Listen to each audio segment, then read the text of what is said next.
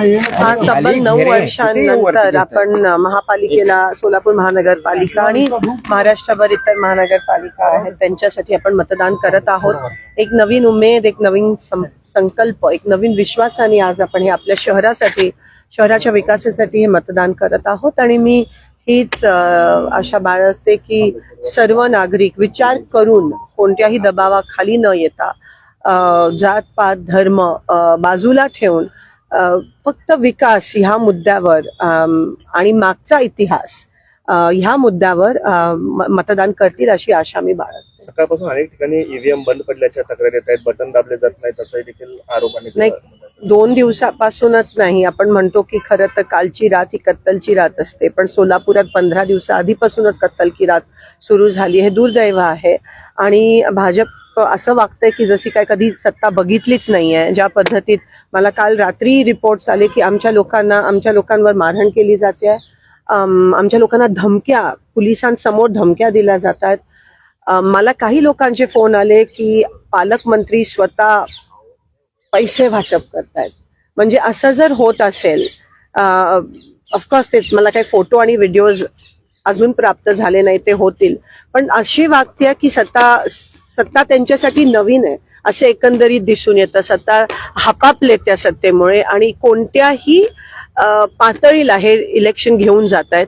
हे खरंच मला देशाचं, महाराष्ट्राचं, सोलापूरचं आणि लोकांसाठी मला खूप वाईट वाटतं. मला असं वाटतं आपण सगळे मिळून ही लोकशाहीची लढाई आणि ती व्यवस्थित लढायला पाहिजे. ही ती सुरुवात आहे. आज महानगरपालिका आणि जेव्हा स्थानिक स्वराज्य संस्थेमध्ये जेव्हा क्रांती घडते तेव्हा मला असं वाटतं सत्ताधारींचा जो अहंकार आहे तो उतरतो आणि लोकच यांना जागा दाखवून देऊ शकतात. मला असं वाटतं लोकांनी आता विचार करून मतदान करणं हे महत्वाचं आहे. जो भाजपचा मॅनिफेस्टो आहे तो पूर्ण फेल गेलाय. पाण्याचा विषय, रस्त्याचा विषय, भ्रष्टाचाराचा विषय आहे. कोणत्याही गोष्टीची पूर्तता ते करू शकले नाही आहेत.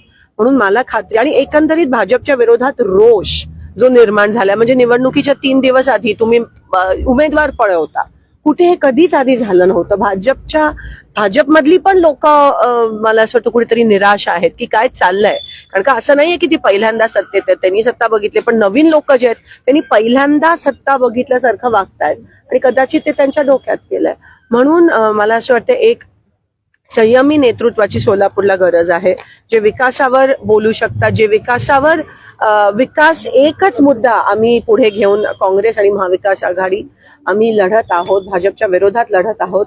आणि ही खरं तर भाजपच्या नाही पण लोकशाही टिकवण्यासाठी, संविधान टिकवण्यासाठी आणि सोलापूरचा विकास होण्यासाठी ही लढाई आहे. आणि त्या लढाईत नक्की आम्हाला आशीर्वाद आणि साथ मिळेल. तुम्ही गंभीर आरोप पालकमंत्र्यांवरती करताय, पैसे वाटले म्हणून. काल अमोल शिंदेने भाजप आमदार देवेंद्र कोटेंवर आरोप केले होते की त्यांनी देखील पैसे वाटले. मला लोकांचे खूप प्रचंड प्रमाणात फोन आले की असं होताना दिसतंय. म्हणजे काही ठळक वॉर्डात जिथे आमचे ठळक जुने नगरसेवक उभे आहेत तर ते खोटं नाही सांगत. आणि सगळेच काल त्या ठिकाणी मी सीपीना पण अनेकदा त्या ठिकाणी आव्हान केलं की तुम्ही अनबायसली तुम्ही सगळीकडे बंदोबस्त लावा. सेटलमेंट सारखं सेन्सिटिव्ह ठिकाणी तिथे आमच्या लोकांवर मारहाण केली आली. डायरेक्ट आमच्या युथ काँग्रेसच्या अध्यक्षाला धमकी देण्यात आली की मी तुला खलास करीन भाजपच्या लोकांकडून. असं जर पोलिसांच्या समोर होत असेल आणि एवढा दबाव, म्हणजे मी पोलिसांना खरं तर मी त्यांना अप्रिशिएट करते आणि त्यांना मी प्रोत्साहित पण करते की तुम्ही पण कोणत्या दबावाखाली येऊ नका. कारण का एकच आपल्याला एक उम्मीद आहे, पोलीस, कलेक्टर ऑफिस आणि कमिशनर ऑफिस, ह्यांच्या पलीकडे आपण नाही, ह्यांच्याकडूनच आपल्याला अपेक्षा आहे आणि तेच आम्हाला न्याय देऊ शकतील. आज पूर्ण दिवस त्यांनी नीट सगळीकडे टाईट बंदोबस्त करून हे इलेक्शन आतमध्ये पण आपल्याला दिसतंय, पोलिंग बूथ मध्ये पण दबावाचे वेगवेगळे तंत्र चाललेत, अटेन्शन डायव्हर्ट होण्याचे वेगवेगळे. आज तुमच्यावर पण त्या ठिकाणी आरोप करण्यात आला आणि बरं झालं तुम्ही त्या ठिकाणी त्यांना सांगितलं. तर हे सगळं बदलणं गरजेचं आहे आणि त्याची सुरुवात आज होईल अशी मला खात्री आहे. काँग्रेसच्या उमेदवारावरती काल जे आहे ते एमआयएमच्या लोकांनी आरोप केलेला की ते पैसे वाटप होते, त्यांना जेल रोड पोलीस स्टेशन मध्ये नेण्यात आलं होतं. मी म्हणाली असं जर कुठेही होत असेल तर पोलिसांनी व्यवस्थित कारवाई केली पाहिजे. मग ते भाजप असो काँग्रेस. आता तुम्ही पालकमंत्र्यावर करत नाही आहात तर मग काय म्हणावं. मग सगळ्यांवर हे आणि झालीच पाहिजे. लोकशाही पद्धतीने निवडणूक लढली पाहिजे असं जर कुठेही होत असेल तर पोलिसांनी एक बाजू घेऊन दुसरी बाजू हे करणं चुकीचं आहे. सगळ्यांची बाजू सारखी आणि असं जर कोण करत असेल तर नक्की त्यांच्यावर कारवाई झाली पाहिजे, त्यांच्यावर FIR झाला पाहिजे. निवडणूक आयोगाने त्याची दखल घेऊन योग्य तो निर्णय घ्यायला पाहिजे. नागपूरमध्ये निकालाचा दिवस आहे, काय निकाल असणार आहे? मी सांगितलं मला उमेद आहे आणि मी आशा बाळगते की विकासाच्या बाजूने हा निकाल येईल. नागपूरमध्ये कुठेतरी काँग्रेसचं कार्यालय जाण्याचा प्रकार समोर हे मला आता तुमच्याकडूनच कळतंय. नाही, ठिकठिकाणी असं काही मशीन्स बंद पडल्यात, जिकडे हाताचे चिन्ह आहे ते बटन चालत नाहीये. उगाच आतमध्ये येऊन बीजेपीचे लोक आमच्या लोकांना दमदाटी करतायत. काँग्रेसचं ऑफिस जाऊन हे जेवढं करतील तेवढं आमच्यासाठी बरं आहे.